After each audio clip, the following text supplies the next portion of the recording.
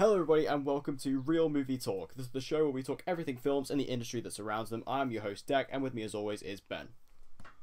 Welcome to this podcast. Very special episode of the podcast this week where we are going to be discussing all of the winners and losers and snubs alike from the 2019 Oscars or the 91st Academy Awards. Obviously this is what we've been building towards. Me and Ben are quite big fans of this sort of stuff, and obviously we've been covering a lot of the other award shows, but this was what it was all building to. This is the big one. But before we dive into all that, what were your sort of overall opinions on the show overall?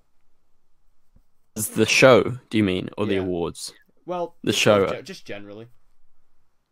A bit mixed on the awards, but the show, I thought it was good. I watched the whole thing live, stupidly, How for did you watch it live in the UK? Now TV on like a trial, and you can watch Sky. Oh, I'll have to do that next year.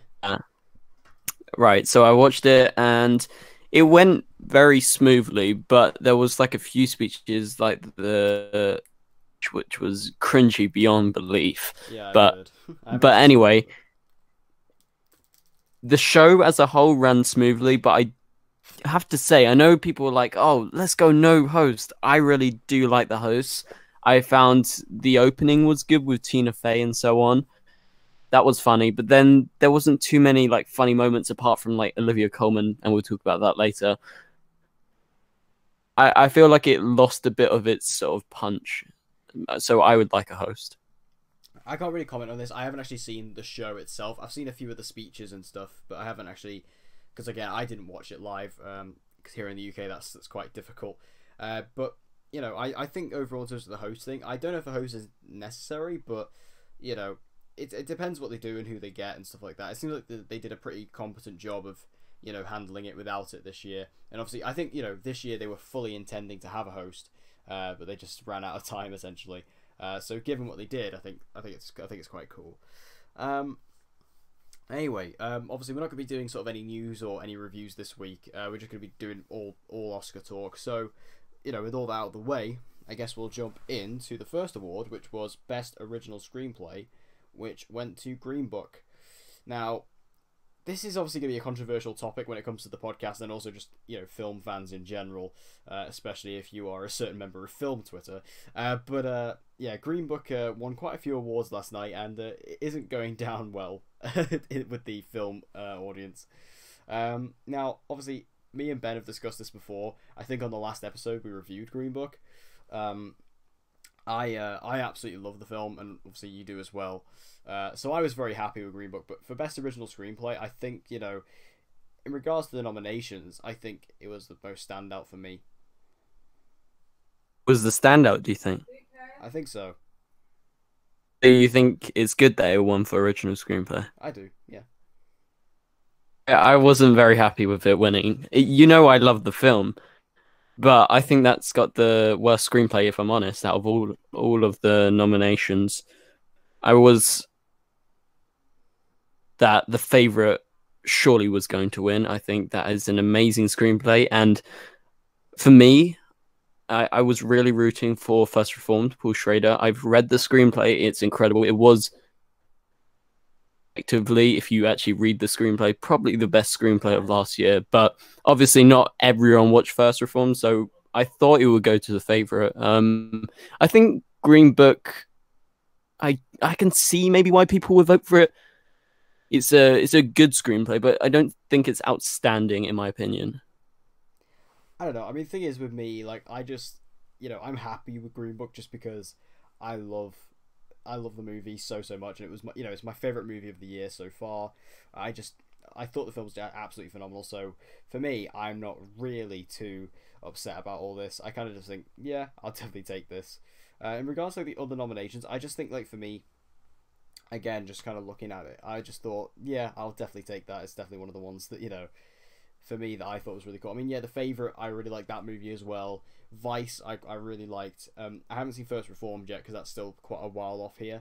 And Roma, I was meant to watch on Saturday, and then I didn't, because I went. Gotta watch it. I went to watch On the Basis of Sex instead, because that just kind of I didn't plan to go watch it. It just kind of came out of the blue.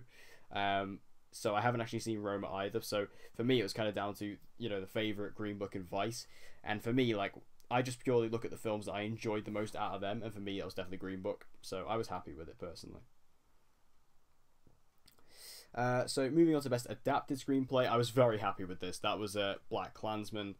I've discussed on this podcast many times how much I adore Black Klansman. I think that film is just wonderful. I know a lot of people kind of don't see it as top tier as some of the other sort of like best picture nominees, but I think just I love that film so much. I've watched it so many times, and I just think it's just a really awesome film. In regards to the other nominations, like, I mean, A Star Is Born was just not getting much love this award season outside of the music stuff. Beale Street was amazing. Can You Ever Forgive Me was pretty good, and I haven't seen Buster Scruggs yet, but for me, like, I was very happy with a lot of the awards that Black Klansman took on Sunday night, because I just thought, the film deserves quite a lot of attention. I think it deserves a lot of the merits, and for me, I was perfectly happy with that. Yeah, so in regards to this, I really like Black Klansman, but I'm of the opinion that I don't think it's awards worthy. I think it's getting there, but not just about there. Say, I was so happy seeing Spike on stage, especially when he sort of jumped on Samuel Jackson. I was very happy. So after that, I was like, yeah, no, I like this.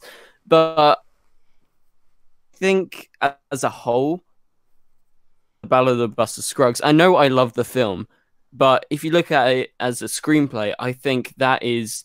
I know the film's kind of been overlooked this year, but as a screenplay, is the best one out of this lot. I think Black Klansman and If Beale Street Could Talk would come right behind. And then I can't comment on Can You Ever Forgive Me because I haven't seen it yet. But I think A Star Is Born special in the screenplay. But yeah, so I think I was very happy seeing Spike there winning for Black Klansman because I really liked it. But I do think Buster Scruggs had the best screenplay out of this lot. Yeah, I can't really speak to that. I have had a person say to me recently who just saw it recently, who is basically begging me to watch it now. But it's for me, I really love Black Klansman, and to see it win a pretty top tier award like this got me very, very happy personally. At least it won something, yeah. Yeah, at least it won something. I was very happy about that because I mean, I was really rooting for Adam Driver, but obviously he was not going to win Best Supporting Actor. He just wasn't. He was great. Yeah. That was actually the one thing. Although I don't think the film is I think it's just below awards worthy in my opinion. Obviously, just that's me. But when I came out of the film, I was like, shit, Adam Driver needs to get nominated. That was the one thing I was like, yeah. Adam Driver is so underrated. Like, because everyone looks at him and thinks, oh, it's the guy from Star Wars. But then when you watch him in something like that, or you watch him in something like Patterson, you're just Have you seen Silence? No, I haven't seen Silence, but if you look at something like Patterson or Black Klansman, you're just like, wow, he's actually a really good actor. Or like Logan Lucky, which is a bit more of a, comedic sort of film, but I thought he was brilliant in that. So, like, I think Adam Driver is really underrated, and we're going to see him a lot more. Like, there was a film that, I can't remember the name of it now, but it was at, what you call it, the film festival that was on Sundance. It was at Sundance, and I think that just looks fantastic. And I think, again, that's going to happen. The Man Who Killed Don Quixote. No, it was something else. It has like a really simple name. Oh, it was that sort of... It's like a political drama, right? Yeah, that one. Yeah. I think Amazon bought it, but I'm really, really excited about that. And I think, once again, that's going to prove Adam Driver's kind of worth. Oh, it's called The Report. It's called The Report. Yeah. So I'm very much looking forward to that, and I think that will prove Adam Driver's, range as an actor even more so. So moving on to visual effects, I guess I should just read out all the nominations before I start doing the things. So for visual effects, we had Avengers: Infinity War, Christopher Robin, First Man, Ready Player One, and Solo: A Star Wars Story. This went to First Man, deservedly so. It was really nice to see First Man win here. Just because, again, First Man was not getting much love throughout award season, unfortunately, even though I thought that film was absolutely tremendous. It did win Best Visual Effects, which I think, when you look at the technology, I got the Blu-ray of it recently, and I was watching the behind-the-scenes stuff. Same. It's so interesting the way it's made. Because, you look at some of these other films, like Infinity War has amazing special effects, Thanos is incredible as a creation, but just seeing everything they had to do to create those space scenes in First Man, I think it's truly deserving of this award. was so happy. So, middle of the night watching, I just jumped up, screamed. I was like, fuck yes, First Man Yes, won yes. something. I was just so happy it won something, and this is so deservedly so. Same thing for these films like Solo, Avengers, Christopher Robin, Ready Player One, all incredible CGI. But I think in First Man, how seamless it is and how Yeah. you're just sucked into it, and that is the speciality of something like Blade Runner last year. Same thing. It's so seamless. It's like not in your face, just there, and it goes along, and it's just amazing. So yeah, it was just amazing as well to see First Man win something. Yeah, I think First Man, like, in the run up to the award, a lot of people were perhaps sweeping it under the rug because it's not the special effects are not as obvious as something like Infinity War or Solo, because it's not, it's all stuff based in realism, unlike, comic book movies and stuff like that, which is obviously creating, things that are not of this world. Whereas the visual effects of First Man were helping achieve something that is pretty much impossible to do regularly. So I thought, maybe that's why it was kind of swept under the rug, but I'm just so happy it did win because I love First Man. I think in my top 10 of the year, it's like my number 3. I love it so much. I think it's such a good film. Damien Chazelle just knocked it out of the park once again. So just to see it win for visual effects, I was very, very pleased. Only Okay. snub. Yeah, here we go. Sound mixing. We have Black Panther, Bohemian Rhapsody, First Man, Roma, and A Star Is Born. And this went to Bohemian Rhapsody. I don't know how to, because I'm gonna be completely honest. I'm not exactly the most well versed in regards to sound mixing and also sound editing. So I'm not gonna pretend like I know what I'm going on about because, quite frankly, I don't. Oh, I sort of was expecting them to win for sound mixing, but not sound editing. So sound mixing is, the way they combine sort of different sounds. So whether it's like, talking with background noise, blah blah Yeah, blah, right? So it's multiple sounds combined at once, essentially. I think, as far as I know, and then sound editing is like the editing of it. So it's not like playing a song or something. It's like explain. Anyway, winning sound editing is just stupid. I think that's absolutely stupid. Hands down, should have gone to First Man or A Quiet Place. I thought A Quiet Place was going to win this it because would make sense. out sound editing the whole film. And I think the problem is, right, when the people are voting, right? So at first it is the guild, so the sound editors, the sound mixers will vote. So that's why you got those. But then after that, the entire academy votes for it, and they have no idea, like most of us, they have no idea the difference between sound editing or sound mixing. They're thinking probably like Bohemian Rhapsody, there was Queen music. That's Yeah, sound editing, right? yeah, Oh, that's sound mixing. Let's give it to that. I love Queen.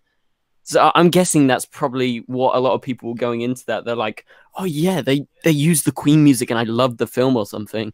And so then they would overlook, say, a First Man or A Quiet Place that is so reliant on sound editing and mixing.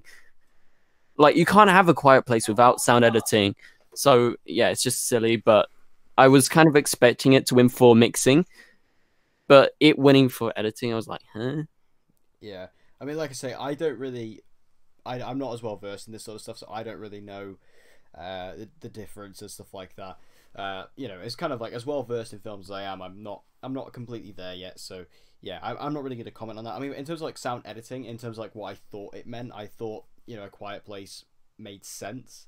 And First Man, I also just thought, some of the sounds in that were just really authentic and just, again, was helped to fully engross you in that film. So I would have liked to have seen that as well.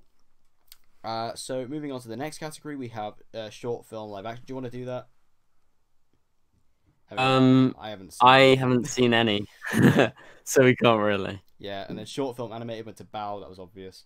Um, Production design. Okay, so this is the next proper one. So the production design went to Black Panther. I know you weren't too happy about this. The nominations were Black Panther, The Favorite, First Man, Mary Poppins Returns, and Roma went to Black Panther. I think we're kind of split on this one because I think that the production design in Black Panther was really good. I think the world of Wakanda was really well established and really added to just the overall feel and the overall look of the film. I think, like, you know, just the overall vibe and the feel of the film was really engrossing, and I thought that it really helped to bring the audience into Wakanda. So for me personally, I think that everything to do with the production design was really on point in Black Panther. I would have liked to have seen, you know, I mean, obviously The Favourite has amazing production design as well, absolutely phenomenal production design, as does First Man. Can't comment on Roma. Mary Poppins, I mean, I didn't love Mary Poppins, to be honest with you, but it just wasn't really for me. But you know, I'm perfectly happy with Black Panther here, but I know you're a bit different. Well, yeah, I can admit the Black Panther production design is very nice, but it's a little bit jarring, and it's a bit, I don't know. I just feel like the sort of influences, I know it's supposed to be mixed, and I guess that's a bit of the problem that I have with the score as well, which we'll talk about later. But yeah, so leaving Black Panther alone, I just don't understand how The Favourite could not win this. I just don't understand. I think every part of that film is so well designed, because production design, a lot of people confuse it with set design and everything, right? They get confused between, you know, placing like set dressing and so on. A production designer designs the whole look of the film, and I think the whole look of The Favourite is the best looking film of the year in terms of design.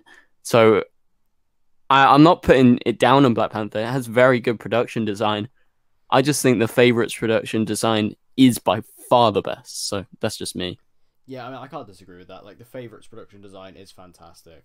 I just think maybe with Black Panther, maybe what they were thinking was, because, you know, The Favourite is a period piece, and it's something that typically would lend itself quite well to, you know, good production design. Because really, without good production design in a period piece, if you're not getting brought into that world, even though The Favourite is, you know, a bit more of a satire, it's, if you're not brought into that world, it's not going to work. But whereas Black Panther was something a bit more unorthodox, I suppose, something a bit different than what we've seen. You know, creating a more, you know, like this futuristic kind of, you know, African nation, was something a bit more experimental than what The Favourite is. So I think that maybe that's why it took it. I think personally. Now, music, original song, we had All the Stars from Black Panther, I'll Fight from RBG, The Place Where Lost Things Go, Mary Poppins Returns, Shallow, A Star Is Born, and When a Cowboy Trades His Spurs for Wings in the Ballad of Buster Scruggs. This obviously went to Shallow. I don't really have much to say here. It's just, it was so obvious. I love Shallow, but I prefer prefer the Mary Poppins one. I prefer The Place Where the Lost Things Go, and I even prefer When a Cowboy Trades His Spurs for Wings. I love all three songs. I have them all on my phone. I think the Mary Poppins song should have won. I think Shallow's amazing. I'm not shitting on that. I love the song, but personally, I would have voted if I were voting for the Mary Poppins one.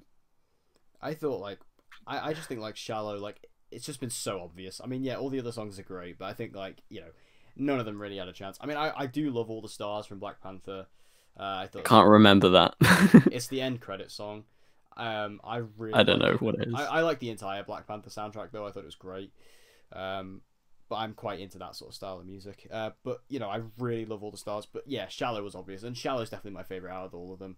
Well, I haven't seen RBG or Ballad of Buster Scruggs, but you know, I still really like Shallow. Just, I mean, I think the entire soundtrack from A Star Is Born is just. I think they could have nominated any song really. It's just that Shallow is kind of the most publicized one, and yeah, it was no shock, and obviously the performance was great from Cooper and Gaga. Oh yeah, that was amazing. I loved that, I have to say. Yeah, I mean, obviously it has brought up some controversy surrounding. Hey, I thought they were because I was watching it live, right? Yeah. I thought they were actually gonna kiss. I thought for a second, I was like, "Holy shit!" See, what? The thing is, like my sister's been going on at me for months about this. Like she was saying, because I took my sister to see A Star Is Born for the second time, because I was like, "Oh, you'll like this film. Come watch it," and she absolutely loved it. And she says to me, "You know, oh, I swear Bradley Cooper and Lady Gaga are in love. I swear they are." And this was like months ago, like after another performance they did. I think it might have been at the Grammys or something. And then I was like, "No, we stop overreacting." Right, and then after the Oscars, she came and was like, "Come on, look at that and tell me they're not in love." So I mean, I can't exactly argue it. Bradley Cooper had his wife Yeah, and yeah, child there, so I'm pretty sure it was just yeah. like sort of Lady Gaga getting a bit close, Yeah. maybe. I mean, it's quite funny because I know Lady Gaga has recently split up with her fiance. Yeah. So yeah. But anyway, that's another Or it was story all there. part of the act. Yeah, I mean, I think that's what it is. It's just part of the act, isn't it? I mean, I that's genuinely thought that they were gonna. yeah. But anyway, all that you know, controversy aside, going on to original score, we had Black Panther, Black Klansman, If Beale Street Could Talk, Isle of Dogs, and Mary Poppins Returns. This went to Black Panther. I have to say personally, I'm really happy with this. I love the score for Black Panther. I just think it's so different and so unique and just really interesting to listen to. Like, I have a lot of the Black Panther score on my phone. I think it's really interesting to listen to. I do love the Isle of Dogs score, and I do love Beale Street's score as well. Like, Beale Street is beautiful. Especially in some particular scenes, there are just that music really adds to that. And Isle of Dogs really created like the vibe and the experience of being in Japan, which was really cool as well. I need to watch Isle of Dogs again. Love that. I love that film. It's great. But for me, I'm perfectly happy with Black Panther. I was happy to see it win because, again, I think with Black Panther is that for the Academy in particular, it's quite a refreshing film in the sense of how it looks and how it feels and how it sounds. And I think, again, that's maybe why they went for Black Panther over, something like Beale Street, which was a bit more traditional. Beautiful, but a bit more traditional. This was one of the ones I was like, what the fuck? I think the most annoying thing about Black Panther, what annoyed me the most, not annoyed, sorry, what I didn't like the most was the score. It was really jarring to me. I don't know why. It was the mix between the sort of African tribal music and the electronic. And maybe it's because I really hate sort of like Lamar rapping style or whatever, right? But the electronic of it really didn't land with me. And nevertheless, in my opinion, it's a crime to not have Beale Street win the other day. What? I'm not gonna lie. I think the Black Panther score is great, and I mean, I agree. I think the Beale Street score is absolutely incredible. Like, that was one of my biggest takeaways after I first came out of Beale Street was the score. But for me, like I say, I just think Black Panther. I know you said you found it a bit jarring, but I thought it was really refreshing, and again, something a bit different than your typical average superhero score. Like, it wasn't all intense heroic music. It was a bit more thematic, and I enjoyed that. Especially there's a song called Wakanda on the soundtrack. That one is really cool, just with the drums and things like that. Again, felt really thematic to me. So for me personally, I was happy to see this. I like the score a lot, but I mean, I would not have complained if Beale Street or Isle of Dogs won either. So yeah, I'm perfectly fine with all that. Well, quickly, they were looking for a score that was different. Hands down, they should have. Have you watched You Were Never Really Here? I have, yeah. That score is my favorite score of last year. It's so good. I love it, and it's so different. It's so sort of mixed. And like when he walks down the corridor, that is my favorite sort of moment of the score. If you want something different, go for that. But yeah, I think Beale Street should have won. Yeah, I mean, that's fair enough. I mean, like I say, it's all different opinion. Yeah. Makeup and hairstyling, we had Border, Mary Queen of Scots, or Vice. This obviously went to Vice. Yeah, again, not really much to say here. I mean, yeah. Do you want to talk about the speech? Yeah, the speech was just cringy as shit. I was like, oh, I literally had to take my headphones out. What did they actually say? There was 3 people, right? And so they were slowly going, and I want to thank you, and then it went to the next person. It was like, you, oh yeah, and him, and then you, and then, So and then, like, it's just like awkward, and it was just like, I had to turn it off. I had to take my earphones out. But anyway, I think it's very well deserving. But I watched Border the other day, and although I liked the film, but it didn't 100% land with me. Up is absolutely incredible. You would never in a million years recognize the actors. I personally would have gone for Border because it is so different, but I loved the makeup in Vice, so I'm very happy either way. Yeah, I mean, Vice, like, the way I look at it, like, Christian Bale just disappeared into that role, and that was partly down to the acting, but also mostly down to the makeup, because it's so unrecognizable, Christian Bale. I mean, you have to like really look at the face to really, you know, see it that it's Christian Bale, and I think that's a massive compliment to that team, just to allowing that look to come through, because that was, you know, Bale's transformed his body before. We've seen that in movies, you know, like The Machinist, where he basically was super skinny, and then, you know, he did Batman Begins, obviously, where he bulked up and things like that. But this was like on another level, and again, just unrecognizable, completely unrecognizable. So yeah, I think they have to do, you know, I think this was a deserving award. Then moving on to foreign language film, we had Capernaum, Cold War, Never Look Away, Roma, and Shoplifters. This went to Roma. Yeah, I mean, no real surprise. I mean, I haven't seen any of these, but yeah, I think obviously Roma, pretty big front runner. Yeah, this I really loved the foreign films this year. I didn't see all these foreign films, right? But some of my favorite films were foreign films, and I was still kicking myself. I missed Never Look Away. I really want to see it. Hopefully, they release it on like DVD. But and Roma were one of my favorite films of the year, and you should have seen me seeing Roma just win like anything. I was just jumping up. I was like, yes! But I really wish Cold War. I love both of them basically equally. So yeah, I was very excited. Yeah, like I say, I can't really say much. I haven't seen any of these films. I will watch Roma eventually. I will get to it. It's sat on Netflix. I have no excuse. It's sat there. You have to watch Cold War as well. I'll try to. Is there any where can I watch Cold War? It's on DVD. Curzon released it, so okay, cool. Amazon. And moving on to the next one, this one's quite the controversial one. Film editing, we have BlacKkKlansman, Bohemian Rhapsody, The Favourite, Green Book, and Vice. This went begrudgingly to Bohemian Rhapsody.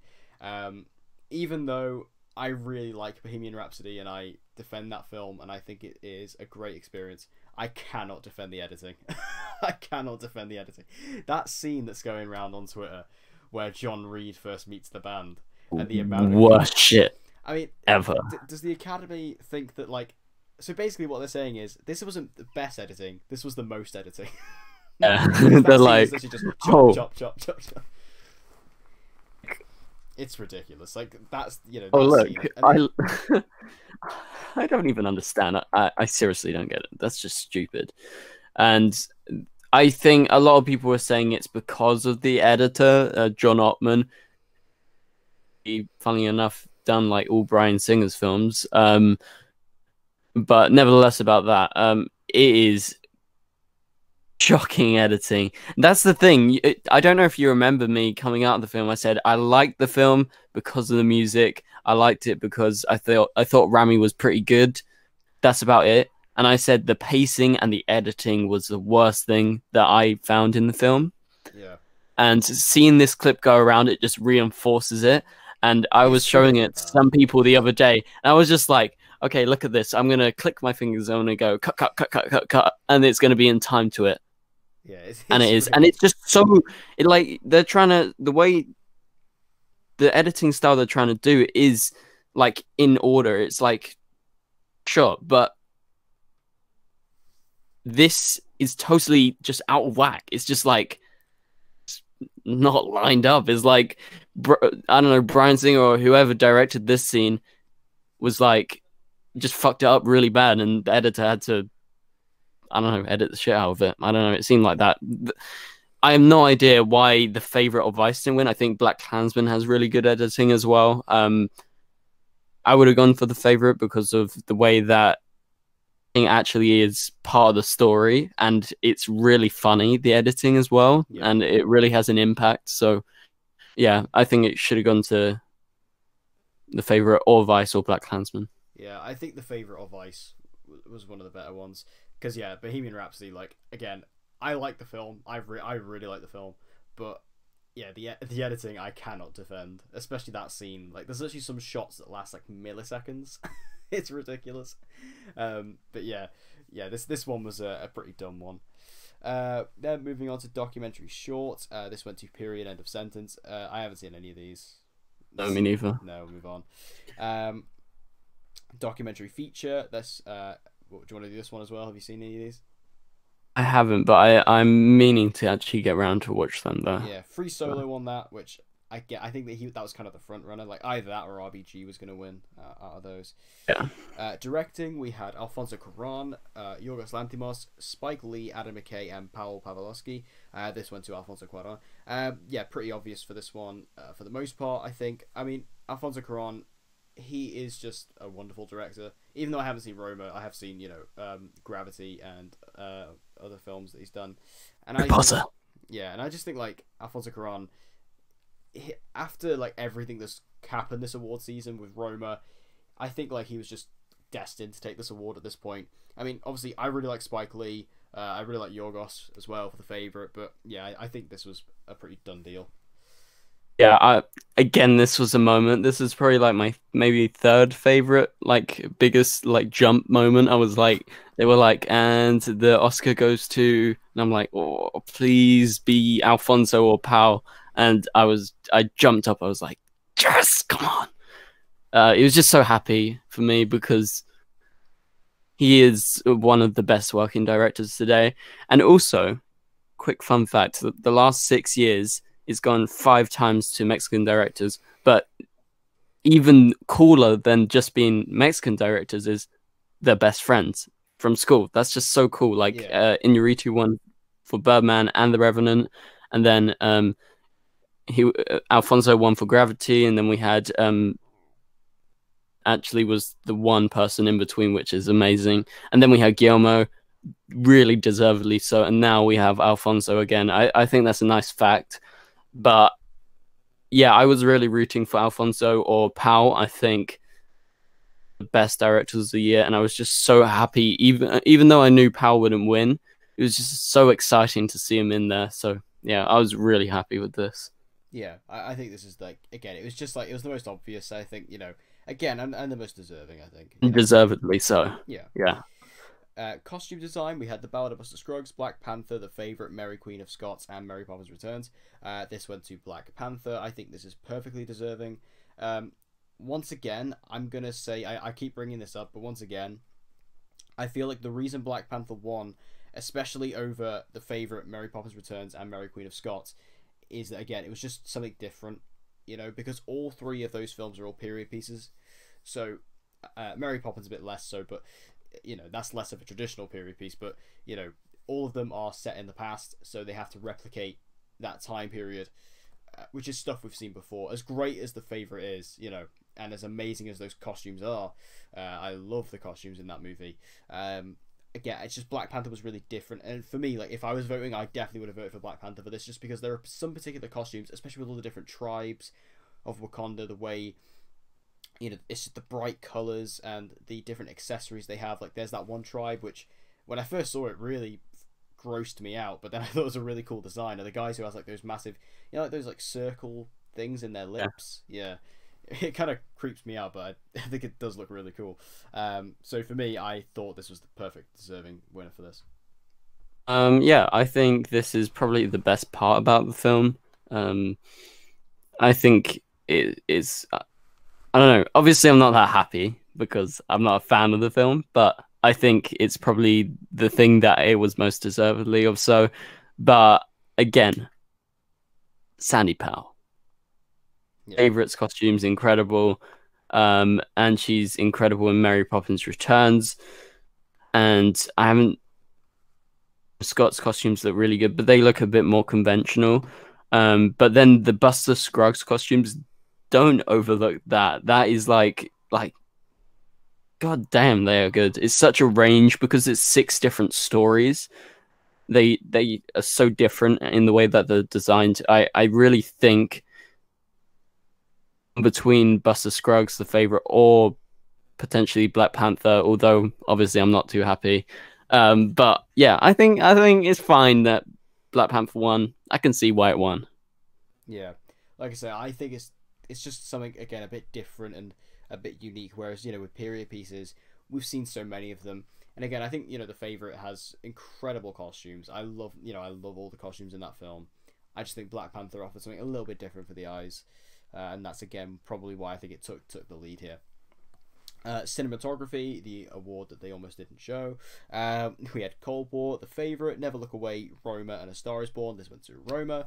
Yeah, I mean, even though I haven't seen the film, I have seen the trailer, and just looking at the trailer alone, yeah, I think that's perfectly deserving. I mean, The Favourite has got great cinematography as well. The other ones, like Never Look Away, I don't really know what that movie is. I mean, I've heard of it because we've spoken about it. Yeah. I love the trailer. I just really want to watch it. But like, I still don't understand why A Star Is Born was necessarily nominated here. Me neither. You know, First Man, Bill Street, Yeah, 100% more deserving. yeah. But anyway, I think that Roma, yeah, definitely easy. I think, yeah, cinematography. Two of the best shot films of the year is Roma and Cold War, along with, you know, some other ones that weren't nominated as well. I think The Favourite has incredible cinematography, Yeah, but that would potentially be like my third pick, right?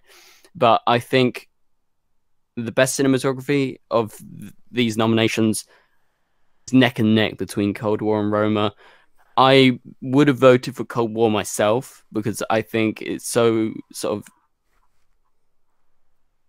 certain way that is so still, and I really like the framing. But the same thing for Roma. It's just like these really slow like pans that sort of just captures, you know, it feels like you're there. And I think both films are really affecting in their use of cinematography. And award where I was like, fuck yeah, come on. Yeah.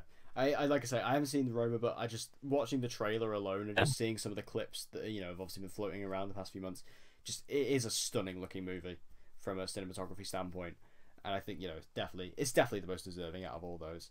And then animated feature film, we have The Incredibles 2, Isle of Dogs, Mirai, Ralph Breaks the Internet, and Spider-Man Into the Spider-Verse. This very, very happy to see Spider-Man Into the Spider-Verse take this. And I'll be honest, I wasn't confident in Spider-Verse winning the Oscars. I honestly wasn't. Yeah, I thought, I don't know what it was. I just thought this film's not gonna float the Academy's boat, but luckily it did.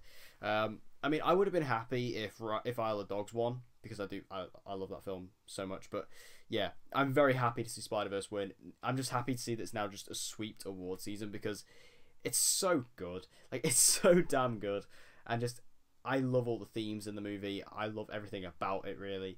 The soundtrack is amazing. The cast is incredible. The animation is beautiful. Like that's the thing. I think in regards to like winning best animated feature, Spider-Verse was the most uniquely animated film of the year for me. And for that alone, on top of everything else that the film achieves, I think it is the most deserving, hands down. My vote would go to Isle of Dogs, but I freaking love Spider-Verse. I love both of those films. Incredibles 2, I really liked, but I didn't like it as much as those two. I think Ralph was all right. 100% deserving. Again, my vote would go to Isle of Dogs, but Spider-Man is right up behind. And I thoroughly loved this film. I thought it was so different, so new, and I'm very happy to see it winning. Yeah, like I said, I would have been happy if Isle of Dogs won. I would have been happy to see it win because it obviously hasn't won anything. But I would have loved to have seen it. But it won some awards at the Annies, I think. So yeah. That was in good. regards to the Oscars, it didn't win anything. But I think Spider-Verse. It's just for me, it was the most unique. And again, just talking purely from an animation standpoint, it was the most interesting because it was just so different to anything we've seen before. Like this weird cross between 2D, 3D animation, which we haven't really seen before. I thought it was fantastic. So now moving into kind of like the big hard-hitting ones, we have actress in a supporting role: Amy Adams for Vice, Regina King for If Beale Street Could Talk, Marina Di Tavira for Roma, Emma Stone for The Favourite, and Rachel Weisz also for The Favourite. This went to Regina King. I mean, perfectly deserving. I think she did a great job. My personal vote, I would have gone for Rachel Weisz. I thought she was my favourite in The Favourite. I thought she was just absolutely devilishly good in that film. But Regina King is incredible in Beale Street. Again, I can't comment on Roma, but for me, I would have gone with Rachel Weisz, but I'm happy for Regina. For me, I literally loved every one of these performances, so it was a really good category for me. I wouldn't have been happy if Amy Adams won because I think she's really good, but I don't think she's as good. No. I think when I came out of Roma, I was like, holy shit, Marina T. Tafira is incredible. And straight away when I came out, I literally wrote it down for supporting actress, right? Because no one was talking about her. Yeah, But seeing her here, I was like, hell yes. yeah, I love that. She's incredible and so happy to see her there. Again, Regina King, she's so good. I watched Bill Street the second time, like I said earlier. I think it's incredible. And Regina's amazing, but I would say for me, she's like a sort of sixth pick. I wouldn't sort of put her up just as much as obviously I have like I would personally put like Emily Blunt for A Quiet Place and Thomasin McKenzie and Leave No Trace and so on. Marina Di Tavira, I would have Emma Stone, I would have Rachel Weisz. My personal pick, what I would have loved to seen is either Rachel or Emma. I'm so torn between. At first, when I came out of the screening the first time at the film festival, I was like, Emma Stone has got this shit. And so my personal pick, I maybe would edge towards Emma, but as I've watched it 3 times now because I love the film, I voted for Rachel. I reckon I would have. yeah. I would have gone for Rachel. I just thought like I've seen The Favorite twice, and every time, both of those times I saw it, just Rachel's performance really stood out the most to me because although I think Emma Stone was fantastic in the film, especially because she played a role fairly different to what she has typically played in the past. I mean, Emma Stone's an incredibly diverse actress, but I mean, this is Okay. something we haven't quite seen before. She typically gets what would be the Rachel Weisz role normally. Um, so she got to play something a little bit different, which I really appreciate. But Rachel Weisz, just I loved how devilishly evil she was in that film, and just so deceiving, and all those different things about her. I thought she was wonderful. And again, like out of all the performances, she was my favorite. So yeah, I would have gone for Rachel myself. But I am happy for Regina. She was great in Beale Street. Now moving into Yeah. actor in a supporting role, we have Mahershala Ali for Green Book, Adam Driver for Black Klansman, Sam Elliott for A Star Is Born, Richard E. Grant, Can You Ever Forgive Me, and Sam Rockwell for Vice. Yeah, no surprise here. Mahershala took this, and I'm perfectly happy with that. Although I love Adam Driver and Black Klansman. Richard E. Grant is fantastic in Can You Ever Forgive Me? And Sam Elliott is fantastic in A Star Is Born for as little as he's in it. Mahershala, yeah, he's just incredible. And definitely like out of all these, definitely has the most screen time as well because he's basically on par with Viggo Mortensen for the film anyway. So I think it's great. The only I still not really am over Sam Rockwell for Vice really. But I don't think that was the most. there you go. I don't think it was the most deserving as of a I think it nomination. was. I think it was deserving, I would have but gone with Steve Carell over would have Sam. gone Steve Carell. But I'm just still shocked that Timothy didn't get in. He was one of my favorites this year. Um, in Beautiful Boy. So Yeah, I thought Mahershala was my favorite supporting actor, nominated or not. Like in any film this year, he was my favorite. So happy. yeah. I think out of all the performances in the year, like he was one of my favorites. Obviously, like I said at the beginning of the show, Green Book is my favorite film of the year so far, based on UK release dates. But I loved Mahershala in that movie, just so good. So for me, and again, he was the front runner throughout the entire thing. I remember like seeing at the BAFTAs, there was an interview with Richard E. Grant before the show Yeah, that was started, and fun. he said like they asked him, "Oh, do you think you're gonna win?" He's like, "No, I'm not gonna win. I'm not the front runner." And that's exactly what he was like. Mahershala has been the front runner. He's won like everything else. So yeah, it's all good. And I think out of all the other ones, it was just the most. I would have loved to have seen Adam Driver, just because again I think he's incredible in Black Klansman. I'm a big Black Klansman stan, I guess you would say. I hate that term, but I will use it in this case. So here we have actress in a leading role. We have Yalitza Aparicio for Roma, Glenn Close for The Wife, Olivia Colman for The Favourite, Lady Gaga for A Star Is Born, and Melissa McCarthy for Can You Ever Forgive Me. This incredibly deservedly went to Olivia Colman. I was so happy to see Olivia Colman win this. This was my favourite award of the night, was Olivia Colman, because just seeing her on stage, because let me just preface this by saying I'm a huge fan of Olivia Colman, like way before The Favourite, like back when she was doing Peep Show, like Seen her in Hot Fuzz. yeah, Hot Fuzz. She's so funny. Like she is hilarious. She's so funny. So like to see her on stage, and she definitely delivered the best speech of the night in my opinion.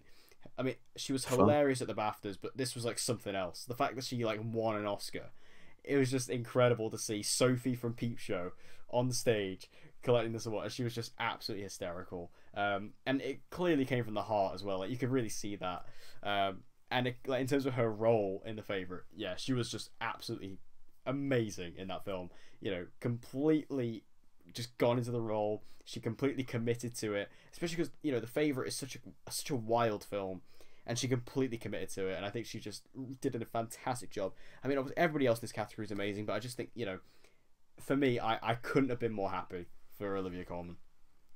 So, fun fact. So I was watching it live, and favorite lost production design, costume design, and so on.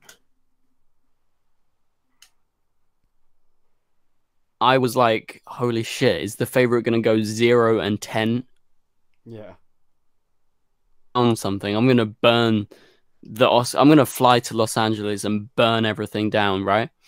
Because it was stupid. And then, so I was convinced. I was like, oh, fuck it. Glenn Close is going to win.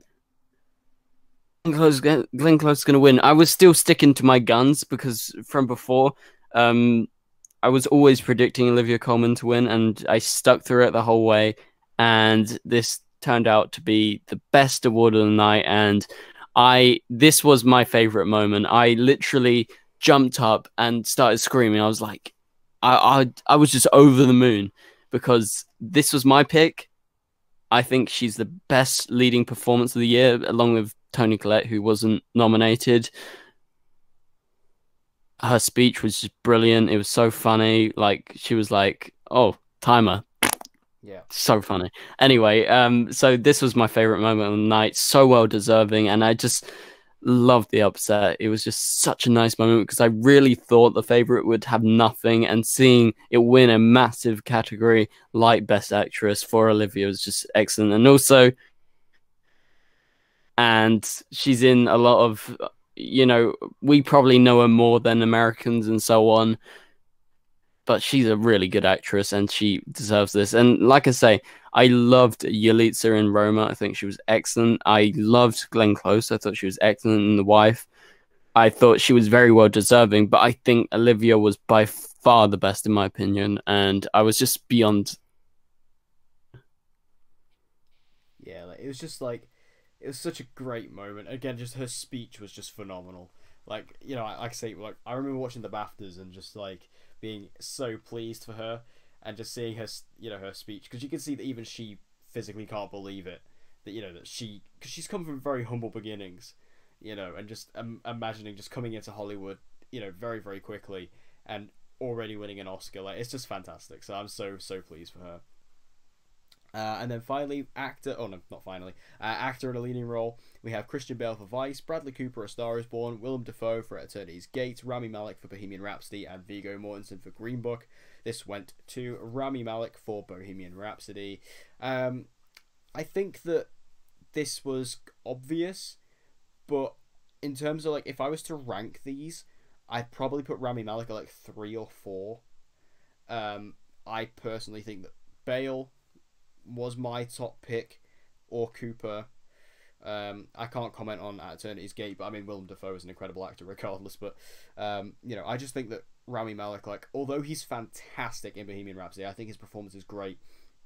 You know, I've said this before, but like Christian Bale, like, his commitment to the role, I think was a lot more, and same Bradley Cooper as well. Because the difference between Bradley Cooper and Rami Malek for me is that Bradley Cooper, you know, he did all of his own singing in the movie, he did all of his own performance in the film, you know, in terms of the music and the production of the music, whereas Rami Malek didn't do any of that.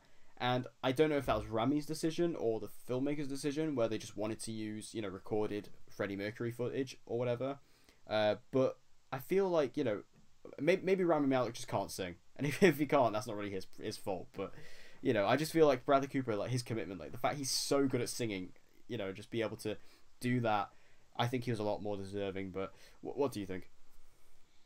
I was just so disappointed. I honestly think this is like one of the worst Best Actor wins, probably nearly of all time. If you look back at some of them, just because I don't, I have nothing against Rami Malek. I think he's very good in the film, but I just don't think he's awards worthy. And I think he was way overrated this award season. But some people really do like him. But yeah, he would be my number 5 on here. I think Dafoe is the best. I know you haven't seen it, but But I I'm mean, I've obsessed seen with it. plenty of incredible Willem Dafoe performances to know that I'm sure it's amazing. I'm a, I'm obsessed with At Eternity's Gate. I've seen it 3 times. It's not even out in UK cinemas. I'm taking every chance I can because him as Vincent van Gogh, you literally don't know Willem Dafoe is there as Van Gogh. And the film is just so excellent. I just love seeing him get a nomination at least. I knew he wasn't going to win because not as many people have seen At Eternity's Gate because it is very, very subjective, but that is Julian Schnabel's style as an artist, like a real artist. I'm not talking about like a film artist, but as a real painter and as a director as well. I can understand why he didn't win because not everyone's seen it, but how, like, Christian Bale, come on, he's amazing. He's absolutely amazing. And even Bradley Cooper, he was much better than Rami Malek. And Viggo Mortensen was really hilarious, and I really liked him in the role. So my ranking, I guess it would go Willem Dafoe number 1, Christian Bale 2, Bradley Cooper 3, Viggo 4, and then Rami. Yeah, I mean, like I said, I think Rami, like, although I thought it was great in Bohemian Rhapsody, it's just, for me, like, it just doesn't stand up into the other competitors. Like, again, I can't comment on At Eternity's Gate, but, like, for me, I probably would have gone Bradley Cooper on my vote, because even though I think Bale is incredible, like, Bale's won before, it would have been really nice to see Bradley Cooper win. It's just, again, his commitment to the role, and he completely disappeared into Jackson, Maine, because that's like one of the most different roles he's ever done. Because normally with Bradley Cooper, like, you could recognize it's Bradley Cooper. I couldn't do that a lot of the time with Jackson Maine. Like, I was watching the film just thinking, like, I had to keep reminding myself that that's Bradley Cooper. So that was just incredible. But yeah, this was a bit more of a weird one. It was kind of obvious to me. I thought this would be the case, but I just don't really agree with it. Okay, here we go. Best Picture, the final one. The big nomination of the night, we have Black Panther, BlacKkKlansman, Bohemian Rhapsody, The Favourite, Green Book, Roma, A Star Is Born, and Vice.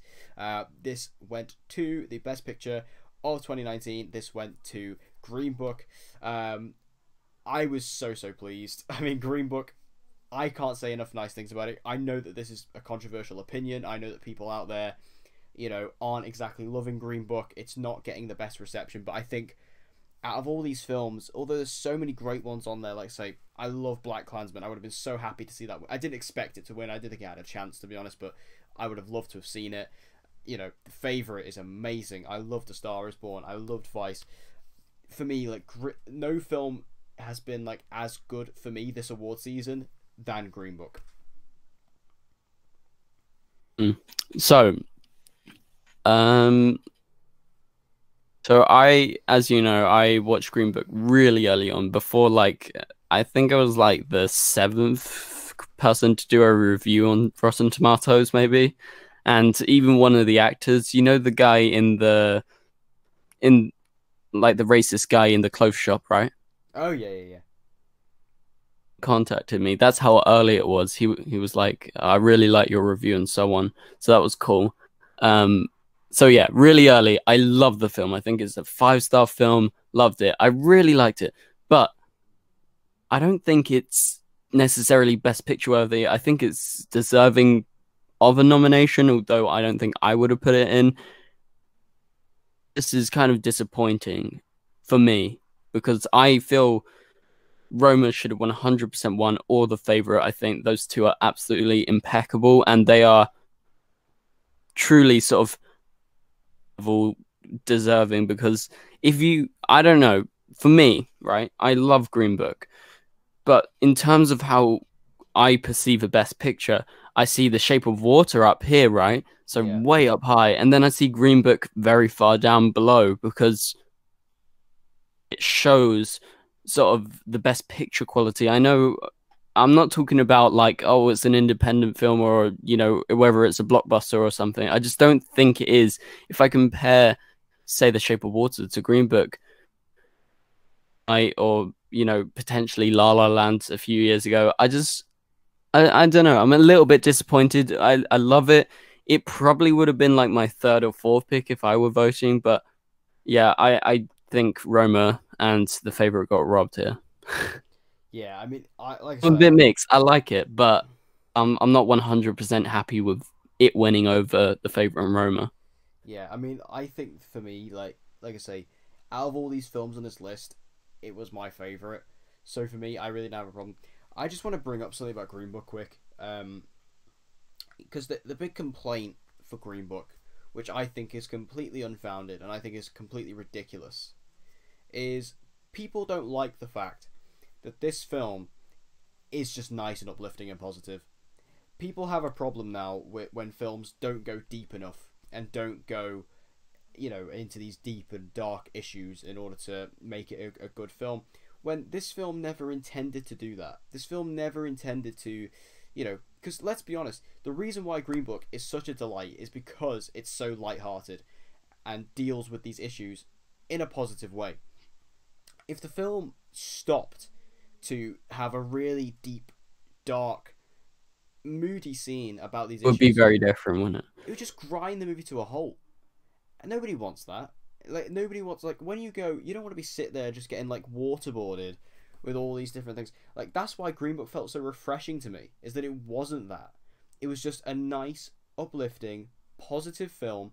And I think the same goes for Bohemian Rhapsody. Like, again, I defend Bohemian Rhapsody a lot more than most people, but, people say, oh, Bohemian Rhapsody didn't go deep enough into Freddie Mercury's life. I don't think the film ever intended to do that. I think Bohemian Rhapsody was always intended to be a celebration of Queen and Freddie Mercury, and that's exactly what that film was. But going back to Green Book, the film, just because it doesn't go deep enough doesn't mean it's a bad movie. It doesn't mean that it doesn't have the power behind it that, something like The Favourite or Roma has. It's a brilliant film in its own right, and I think the fact that people are dragging the movie down and criticizing it due to that fact, I think is utterly ridiculous. And I will defend the film.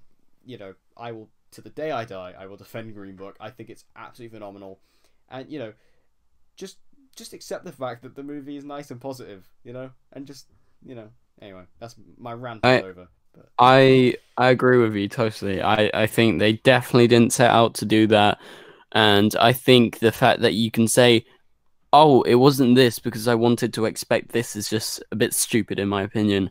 Because you can say that about any film. Like, say you go into Aquaman, you're like, oh, no, actually, better idea, Venom. Everyone was like, oh, it's going to be like sort of horror, and then it changed to be different, and then some people were like, oh, I didn't like it because it wasn't what I was expecting or something. I think that's stupid. yeah, don't review what you're expecting, review what you got. That being said, I think there are so many good films that heavily deal with race and delve into it. Literally just didn't go for it, and that's not a flaw in the film. It's just doing a different film. It's a different film from what potentially you expected. So I had no problem with that. No, I didn't. Like I say, I adore Green Book. I've been saying that since the beginning of this podcast, but I adore Green Book. I can't wait. I mean, I've only seen it once, and every time I go to see it a second time, something always gets in the way where I don't end up going. I think it's in its last week at my local cinema, so I'm probably going to try and watch it this weekend if I can, maybe Friday night before it goes out, because I need to see it again. I just think the film is just tremendous. It's wonderful. It's uplifting. It's delightful. And for me, I think it was the deserving Best Picture winner. I mean, there were plenty of, deserving Best Picture winners with Roma and The Favourite, Vice. But for me, was I happy with this? When I woke up on Monday morning looking through the nominations and I saw Green Book there in the winning position, I was so pleased. So I don't have any issues at all with this. So that draws this to a close. This was all the categories, all the winners. So what was your favourite win overall for the night? By far the Olivia Colman win. Yeah, definitely. Yeah, it was such a delight, like just seeing her on stage, especially because again, like just for me, like seeing her in Peep Show and stuff like that, which was like at the early points of her career as a British comedic actress, you know, and she's so funny in that show, especially because her character's quite annoying in the show, but she's very, very funny. So just seeing her, you know, going from something like that to a big Hollywood movie, well, not a big Hollywood movie, but you know what I mean, and you know, and then going to the Oscars and winning, it's just such a journey, and it was just one of those moments where, you know, it was almost like a commoner in a way, had just like been accepted into royalty or something like that. Like it was just, which is almost ironic given the fact that she's playing Queen Elizabeth on the Crown next season. But it's just, it was really nice. It was a lovely moment. I couldn't be more happy for Olivia Colman. So anyway, any other additional thoughts you want to say? Were there any infamous snubs? Infamous snubs. I guess, like I said, the favorite in a lot of the categories. And say, yeah, mainly the favorite and the fact that First Reformed didn't win. I would say that's sort of like, I know not everyone watched it, and I guess that's why. But yeah, and the fact that Christian Bale or Defoe didn't win, I guess that's just for me, really. Yeah. I mean, for me, like I say, I think, you know, I agree with the favourite. You know, I think that was quite underserved. But I mean, luckily, you know, in regards to like the overall awards season, the favourite did do quite well, especially at the BAFTAs. It did very well. That was great. I love that. Yeah, I mean, obviously, it did kind of help. That was kind of like a home quarter advantage, really, because obviously it is a British film. But yeah, I think for me, the one I was most annoyed about was Rami Malek. Even though I love Rami, you know, I think he gave a great speech as well. I actually have a lot of respect for Rami after that speech. I just think Bradley Cooper should have won that. But anyway, thank you guys for listening to this episode of Real Movie Talk. This was all about Oscar discussion. Make sure you let us know all your thoughts on this year's Oscars. Let us know all your opinions on all the winners, the losers, the snubs, everything about it. Just let us know everything you think in the comments down below. And as always, I've been Dec Ben. and we hope to see you guys again next time.